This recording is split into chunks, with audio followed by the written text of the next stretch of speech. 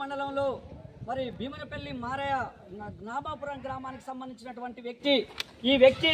మాకు ఫలాని సమస్య ఉంది, గ్రామంలో ఫలాని వ్యక్తుల ద్వారా మాకు ఇలాంటి సమస్య వచ్చింది, దీన్ని పరిష్కరించండి అని చెప్పి దాదాపు 60 రోజులైనప్పటికీ 60 రోజుల నుంచి కూడా గ్రామ మండలాభివృద్ధి అధికారి కానీ మండల రెవెన్యూ అధికారి కానీ పోలీసు యంత్రాంగం కానీ నామమాత్రపు విచారణ చేసి దీనిని 60 రోజుల నిర్లక్ష్యానికి గురైనటువంటి సంఘటన మరి ప్రపంచంలోనే ఇంతకంటే ఎక్కువ నిర్లక్ష్య వైఖరి లేదని ఈ గట్టుపల్లి మండల అధికారులని నేను మరొకసారి హెచ్చరిక చేస్తా ఉన్నాను. మీకు అవతల రాజకీయంగా ఇబ్బంది అవుతుందా, లేదంటే అవతల మీకు వచ్చినటువంటి అప్లికేషన్లలో మారేనే నిజంగా దోపిడీదారుడైందా, లేదంటే మారేకు వ్యతిరేకంగా ఉన్నటువంటి వ్యక్తి దోపిడీదారుడైందా? మరి వాళ్ళ పైన మీరు 60 రోజులు ఏం చర్యలు తీసుకురో ఆ చర్యల ప్రకారం మీరు పై అధికారులకు రిపోర్ట్ ఇవ్వకుండా మరి బాధితులకు రిపోర్ట్ ఇవ్వకుండా 60 రోజులు నాంచడం అనేది చాలా మీ పని విధానానికి చాలా సిగ్గుపడాల్సినటువంటి అవసరం ఉందని ఈ సందర్భంగా నేను హెచ్చరిస్తా ఉన్నాను. ఎందుకు అనంటే మీకు ఈ యొక్క సమస్యని పరిష్కరించలేనటువంటి అధికారులు ఇలాంటి ఒక గ్రామానికి సంబంధించిన ఒక 2 వ్యక్తులకు సంబంధించినటువంటి సమస్యను పరిష్కరించినటువంటి ఈ అధికారులు మండలం మొత్తాన్ని ఏ రకంగా దీన్ని పరిపాలిస్తారని నేను అడుగుతా ఉన్నాను. మరి మీ చేత కాకపోతే ఈ సమస్యను మేము పరిష్కరించలేము,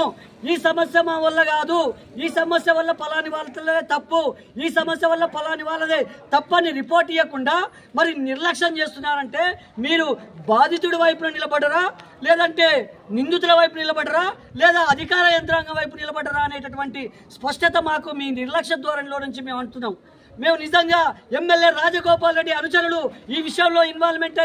అయ్యారని మరి అనేక రకాలుగా మాకు ఆరోపణలు వస్తూ ఉన్నాయి. మరి రాజగోపాల్ రెడ్డి అనేటటువంటి అనుచరులకి ఎవరికైనా మేము ఒకటే చెప్తా ఉన్నాం, మరి మీ అనుచరుల వాళ్ళ ఓట్ల వల్లనే మీరు గెలిచిరా, లేదా గ్రామంలో ఉన్నటువంటి బీసీ ఎస్సీ ఎస్టీ అధికార ఓట్ల వల్ల గెలిచిరా అనేది మీరు చెప్పాల్సినటువంటి అవసరం ఉందని తెలియజేస్తా ఉన్నా. కాబట్టి మీ నిర్లక్ష్యం వల్లనే నేను స్పష్టంగా చెప్తా ఉన్నా,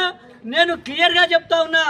ఎమ్మెల్యే రాజగోపాల్ రెడ్డి అనుచరులారా ఖబర్దార్, ఈరోజు నామపురంలో మీ కౌంటర్ స్టార్ట్ అని గుర్తు చేస్తా ఉన్నాను. ఎందుకు అనంటే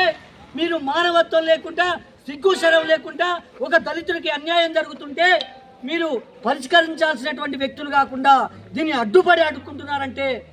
ఎవరో చెప్పు నాకు ఒక పేరు తెలిసింది, ఆ సంపతో ఎవరోనట. ఖబర్దార్ బిడ్డ సంపత్, నేను సవాల్ చేస్తున్నా, నీకు దమ్ముంటే నీకు ధైర్యం ఉంటే మీ ఎమ్మెల్యే అనుచరులతో సంపత్ కుమార్ నువ్వు బహిరంగ చర్చకురా, నీతో బహిరంగ చర్చకు మారేని తీసుకొని నేను వస్తా బిడ్డ. ఎంతవరకైనా ఈ విషయాన్ని మనిషిలో పరిష్కరిద్దా. సంపత్ కుమార్ కు దమ్ముంటే, కాంగ్రెస్ ఎమ్మెల్యే అనుచరులకు దమ్ముంటే, రాజగోపాల్ రెడ్డి ఎమ్మెల్యే అనుచరులకు దమ్ముంటే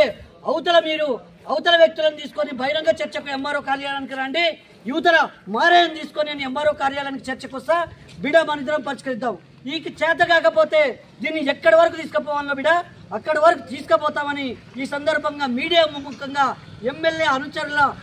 రాజగోపాల్ రెడ్డి వ్యక్తులకు ఈ సందర్భంగా నేను తెలియజేస్తా ఉన్నాను. కాబట్టి మాకు రాజ్యాంగం మీద, పాలనా అధికారుల మీద వాళ్ళు ఇప్పుడు మాట్లాడుతున్నటువంటి ఎంపీడీఓ గారు మాట్లాడిన విధానం, ఎంఆర్ఓ గారు మాట్లాడిన విధానం చూస్తే ఖచ్చితంగా మరి ఇన్ని రోజులు ఆగారు కాబట్టి ఈ 4 రోజులు ఆగండి, మాకున్న బిజీ షెడ్యూల్ వల్ల మేము దాన్ని మళ్ళీ రీమానిటరింగ్ చేయలేకపోయినాం, ఖచ్చితంగా 14వ తారీఖు నాకు మీరు చేస్తామని మాకు మాట ఇవ్వడం జరిగింది. కాబట్టి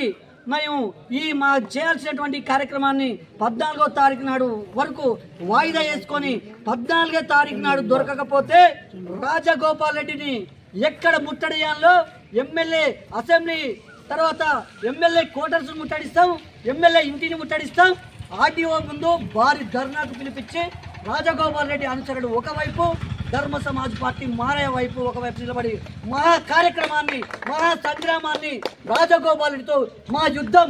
మునుగోడు నియోజకవర్గంలో రాజగోపాల్ రెడ్డితో ధర్మ సమాజ్ పార్టీ యుద్ధం ఆర్డీఓ కార్యాలయం చండూరులో ప్రారంభమవుతున్నది ఈ సందర్భంగా మీ అందరికీ తెలియజేస్తా ఉన్నాం.